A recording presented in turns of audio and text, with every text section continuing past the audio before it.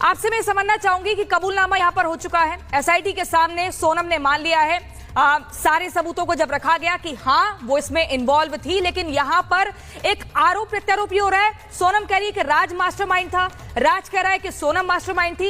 ये पूरा मामला सर किस दिशा में जाता हुआ आपको समझ आ रहा है? ये इसी दिशा में जा रहा है कि एक राय होकर के हत्या किया और हत्या के बाद अगर आप ये देखें तो एक दूसरे पे आरोप प्रत्यारोप लगाना ये बड़ी स्वाभाविक और नैसर्गिक बात होती है। ऐसा कोई तथ्य ढूंढना मुश्किल है जहां इस तरीके के हथकंडे न अपनाए गए हों, लेकिन परिस्थितिजन्य साक्ष्य जिसको सर्कमस्टेंशियल एविडेंस कहती हैं, पुरानी धारा आईपीसी की धारा 34 यानी एक राय होना, 120 बी यानी क्रिमिनल कॉन्स्पिरेसी करना यानी षड्यंत्र करना, और उसके बाद कातिलाना हमला करना। फिर किसी ने चाकू दिया, किसी ने धक्का दिया या किसी ने केवल मशवरा दिया, ये बात दीगर है। सबने एक कोल्ड ब्लडेड डेलिबरेट हत्याकांड किया है और बराबर की सजा, और ये रेयरेस्ट ऑफ द रेयर में आता है। मेरी तो उम्मीद ये होगी, आपने जिस तरीके से मेघालय को अपमानित किया, आपको तो फास्ट ट्रैक कोर्ट पे डाल के 30 दिन के अंदर सजाए मौत की सजा होनी ही चाहिए, क्योंकि जो नकारात्मक संदेश आपको लगता है कि इस केस में फांसी की सजा मिल सकती है? क्योंकि दोनों की तरफ परिवार यही चाहते हैं कि फांसी मिलनी चाहिए। Rarest of the rare case ही कि सामान्य हत्या नहीं है, cold blooded deliberate calculated murder है। सोची समझी योजनाबद्ध तरीके से पूरी तैयारी के साथ, और जिस तरीके से कि अगर धक्का नहीं दे पा रहे हैं तो हम गणासे से काट देंगे। अब इससे ज्यादा शातिर दिमाग क्या हो सकता है? हवाला से पैसा हम लें, पेशगी हम सुपारी और दें, इसके बाद हम पूरी ताना बाना उन्हें मेघालय में जाके खाई में ढकेलने का इंतजाम करें, और उसके बाद स्वांग ये रचें कि साहब हमको नशा करके अपहरणकर्ता यहाँ गाजीपुर में छोड़ गए। हाँ। पूरा केस मैं बिल्कुल निश्चित हूं कि मेघालय पुलिस इसको अंजाम तक ले जाएगी, सजाए मौत दिलाएगी चारों को। बिल्कुल सजाए मौत ली जाएगी चारों को। लेकिन ममता काले, मैं आपसे समझना चाहूंगी, इस पूरे मामले में हर तरह के पहलू निकलकर सामने आए। शुरुआत में देखिए मनगढ़ंत कहानी सोनम ने गढ़ी, लेकिन जिस तरीके से अभी सृष्टि जो कि राजा की बहन है वो कह रही थी कि सोनम की जब शादी हुई तो घर में किसी से बातचीत नहीं करती थी, वो अपने फोन में चैटिंग करती रहती थी, उसके भाई से भी ठीक से बात नहीं करती थी, वो हाथ पकड़ता था तो हाथ झिड़क देती थी। अब इस तरह का जो पूरा ये सिनेरियो है, किसी के भी घर में अगर अरेंज मैरिज करने के बाद कोई बहू आएगी तो उसकी साइकोलॉजी पर भी असर पड़ेगा, समाज में भी असर पड़ेगा। इस मामले ने किस तरह का मैसेज समाज में दिया है और कैसे उसको बदला जाएगा? प्रियंका जी बहुत बहुत धन्यवाद। ये एक ऐसा केस उभर करके आ रहा है जिसने हम सबको अंदर तक हिला करके रख दिया है। केस ऐसा जिसने रिश्तों में से विश्वास हटा दिया है, इंसानियत को और मानवता को तार तार करके रख दिया है। और ये जो लड़की है ना, ये स्प्लिट पर्सनालिटी केस है। मतलब इसने पूरी शादी की तैयारियां करी, हंसती रही, मुस्कुराती रही, शादी के जोड़े खरीदे, गहने खरीदे, मेहंदी लगाई, और उसके साथ साथ ये राजा को मारने की प्लानिंग और प्लॉटिंग भी करती रही। सोचिए आप, अपनी शादी के बाद ये इंदौर में गई और जो हत्यारे हैं उनसे एक कैफे में मिली और पूरे 6 घंटे उनके साथ इसने मीटिंग करी है कि कैसे उसको एलिमिनेट करना है। कामाख्या देवी जी जाती है, वहां पूजा करते हैं, गुवाहाटी से हथियार खरीदते हैं। जानते हैं क्यों?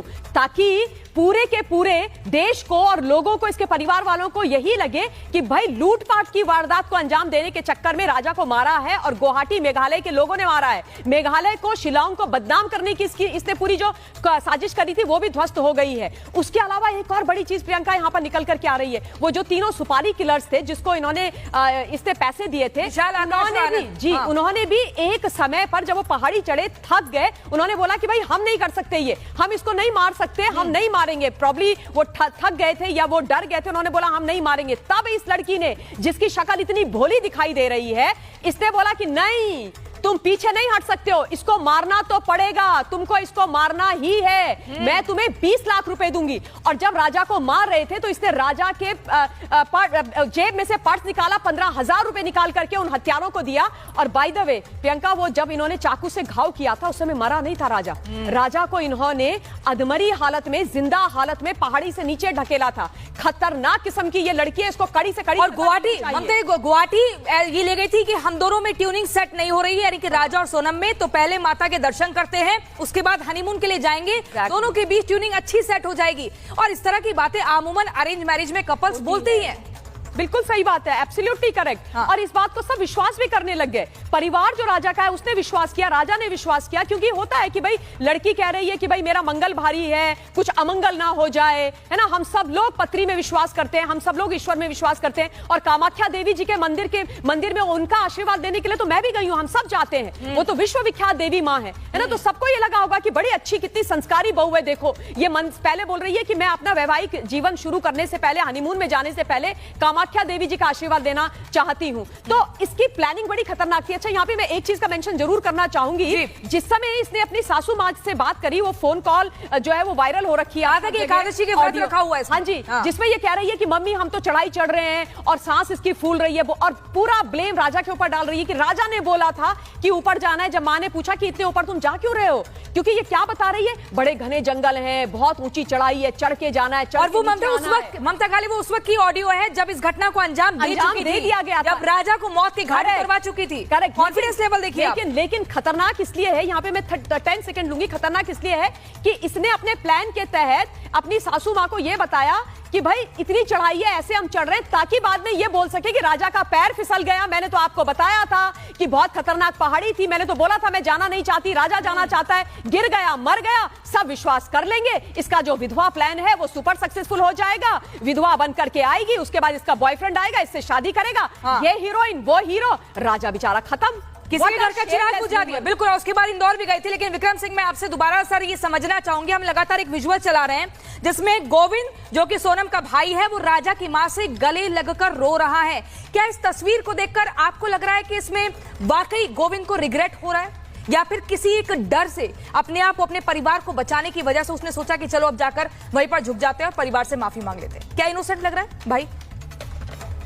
देखिए, किसी तरह के भावनात्मक रूप से बहने का कोई औचित्य नहीं है। हाँ। अब तक का जो घटनाक्रम हुआ है, कदाचित अगर गोविंद ने यह भी कहा था कि हम अपनी बहन की फांसी चाहते हैं, तो ऐसे मौकों पे ये अक्सर देखा जाता है अपने और अपने परिवार को बचाने की नियत से, कि इस इन्वेस्टिगेशन और सजा के छींटे हमारे ऊपर ना आए या औरों पे ना आए, तो इस टीके की बड़बोले की